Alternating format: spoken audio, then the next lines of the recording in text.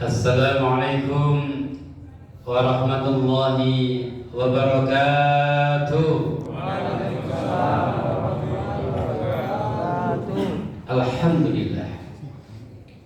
Alhamdulillahilladzi khalaqal mauta wal hayata liyabluwakum ayyukum ahsanu amala wa huwal azizul ghafur.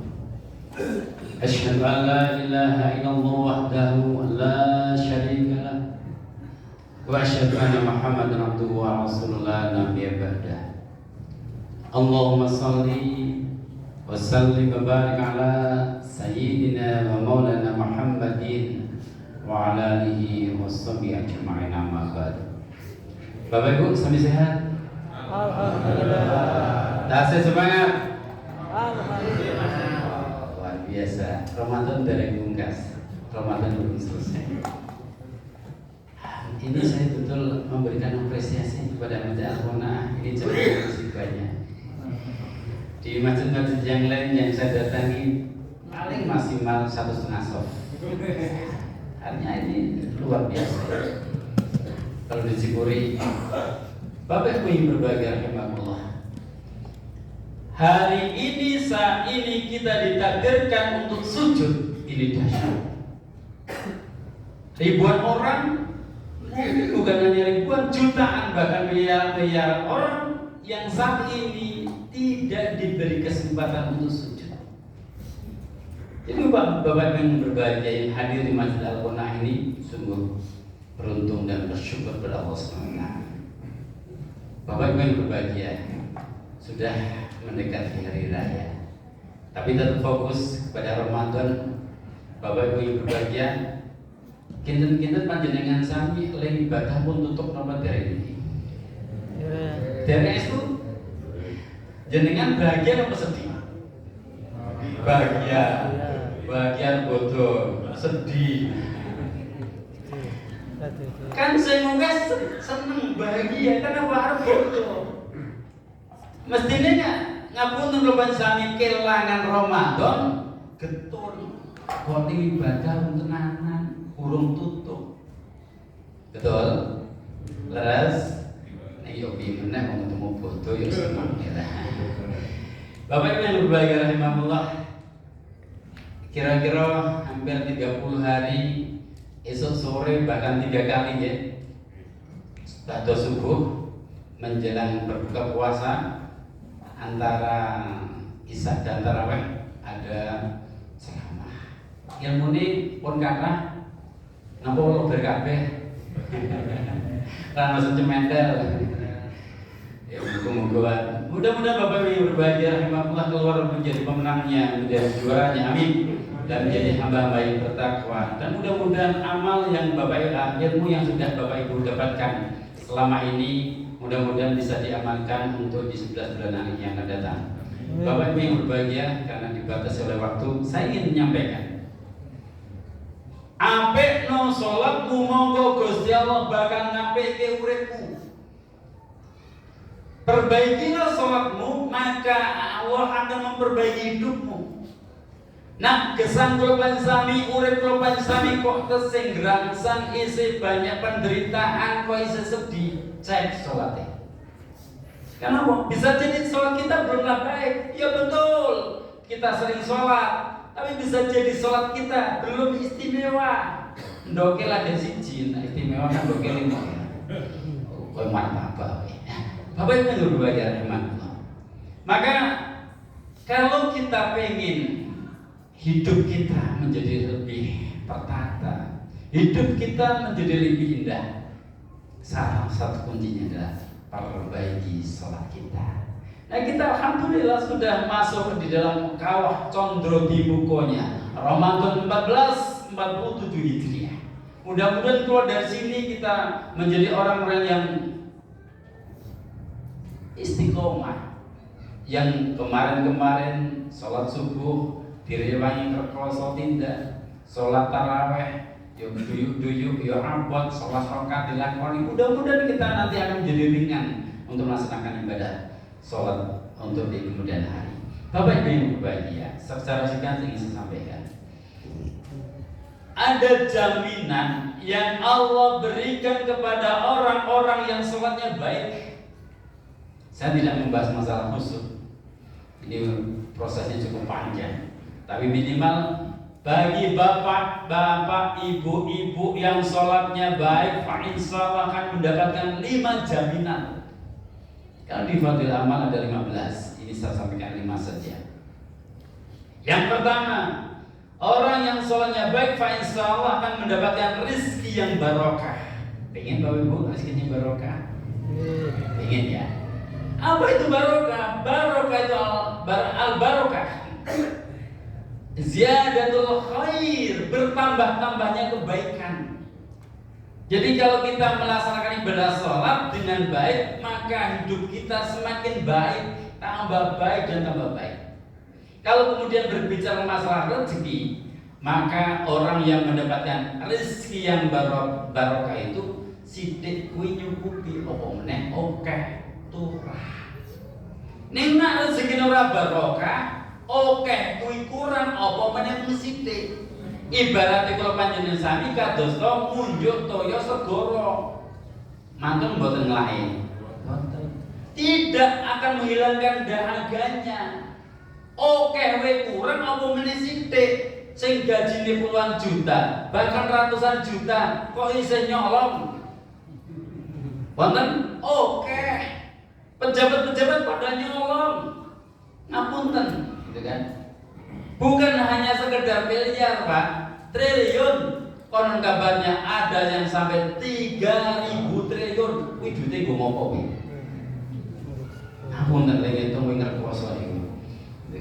Bapak Ibu berbahagia rahimahullah, di Pertamina 900 lebih triliun dan masih banyak yang lain. Konon kabarnya maaf, di Tangsel yang 1,7 miliar 7 triliun saja. Koyono wis supaya buat zaman semono. Nah ternyata zaman saiki, luar biasa, korupsi, manipulasi, luar biasa. Bapak Ibu yang berbahagia, apa wong ora salat? Ya salat. Wongnya sholat, tapi bisa jadi tidak menjaga sholatnya. Inna sholata tanha fasyarul munkar. Sesungguhnya sholat itu bisa mencegah dari perbuatan keji dan munkar. Yang sholat sing piye? Bapak Ibu berbahagia. Mudah-mudahan dengan kita sholatnya baik, rezeki kita yang didapatkan adalah rezeki yang barokah. Pena uripe, gitu kan? Nah, yang kedua, insya Allah yang sholatnya baik tidak akan mendapatkan siksa di alam kubur. Nah, Bapak Ibu yang berbahagia rahimahullah, salah satu contoh yang saya mendengar beritanya, ada Ustadz dan Kiai kita Maimun Zubair yang meninggal di Mekah. Jadi kabarnya kemudian dikuburkan di Malang. Konon kabarnya ketika mau dipindahkan itu jasadnya masih utuh. Abu Bakar Sewu, Umar bin Khattab, dan konon kabarnya ketika kemudian ada pemindahan itu pun juga jasad masih utuh. Dan sebagian orang-orang yang terbaik itu jasadnya masih utuh. Tapi orang-orang yang berbuat zalim, berbuat aniaya, maka kemudian di kuburnya itu akan mendapatkan siksa yang berat. Bahkan kemudian bukan hitungan hari, hitungan jam. Ini banyak kejadian bahwa ketika kemudian dipindahkan dalam waktu hitungan jam saja 2-3 jam itu sudah rusak, sudah koyak karena di dalamnya ada sujal akra, ada ular yang membelit, menghimpit, merusak tulang belulangnya. Bahkan kemudian banyak skorpion, apa itu namanya, kalajengking. Nah, kalajengking ada, kemudian juga kelabang yang itu menghancurkan. Maka Bapak yang berbahagia, kalau kemudian kita ingin mendapatkan nanti di alam kuburnya menjadi insya Allah menjadi yang baik, bahkan sebelum dikubur saja kadang ngapunten wis diukur itu sampai nambah di kedua lemah isih kemudian masih kurang dowo, artinya akhirnya kemudian dilipat, ditekuk gitu kan. Ini kan luar biasa. Tanah saja tidak mau menerima, bumi saja tidak mau menerima. Oleh karena Bapak Ibu yang berbahagia, kalau kita ingin nanti di kubur kita mendapatkan kebaikan, maka sholatnya diperbaiki. Yang ketiga, orang yang sholatnya baik, insya Allah akan menerima catatan dengan tangan kanannya. Tangan kiri itu melambangkan sesuatu yang jelek-jelek, sesuatu yang kotor, gitu kan? Namun saya tidak memperbanyak di sini, tapi intinya bahwa kalau kita sholatnya baik, catatan amalnya baik dengan tangan kanan. Yang keempat, orang-orang yang sholatnya baik, fa insya Allah niti sirot kalbarki, meniti sirot sebagaimana kilat. Bapak yang berbahagia, ada sebuah informasi yang konon kabarnya yang namanya titian sirot itu sebagaimana rambut yang dibelah 7, rambut cilik saya dibelah 7. Ada yang mengatakan sebagaimana tajamnya mata pedang, saking cilik. Maka ada sebagian di antara kita meniti sirot dengan esok, dengan berangkat, mungkin dengan susah payah dan sebagainya. Padahal sesungguhnya Bapak yang berbahagia, seringan-ringannya konon kabarnya api neraka itu diletakkan kerikil di telapak kaki, maka otaknya mendidih. Dan konon kabarnya uap api neraka bisa dirasakan 500 tahun lamanya. Bapak Ibu yang berbahagia, itu sangat dahsyat. Oleh karena itu kalau kita pengen kemudian selamat, tidak merasakan uap api neraka, sholatnya diapain? Yang kelima, yang dahsyatnya luar biasa, bagi orang-orang yang sholatnya baik, fa'insalah akan masuk surga tanpa hisab. Pengen? Jangan sekedar pengen, yuk buktikan, yuk kita serius, yuk kita bermujahadah.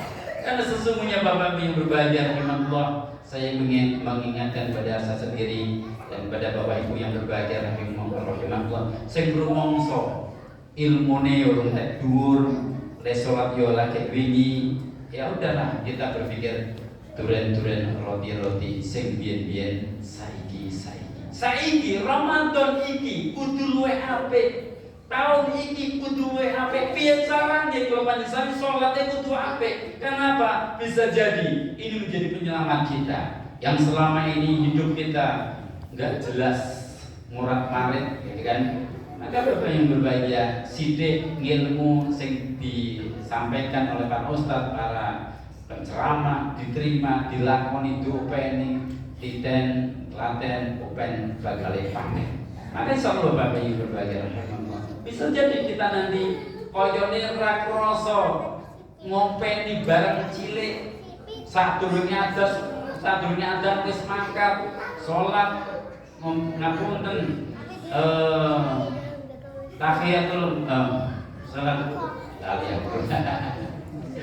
ya tahiyatul masjid gitu kan, kemudian kopiahnya rawatibnya dikerjakan, pokoknya saentengi semua dikerjakan, insya Allah gitu kan, daripada kemudian Bapak Ibu yang berbahagia mengerjakan pekerjaan yang sia-sia. Mungkin ini menjadi wasilah penyelamat kehidupan kita dunia dan akhiratnya. Barakallah, mudah-mudahan yang sedikit ada manfaatnya, terutama buat saya sendiri, agar kita senantiasa menjaga sholat kita dan kita akan diselamatkannya.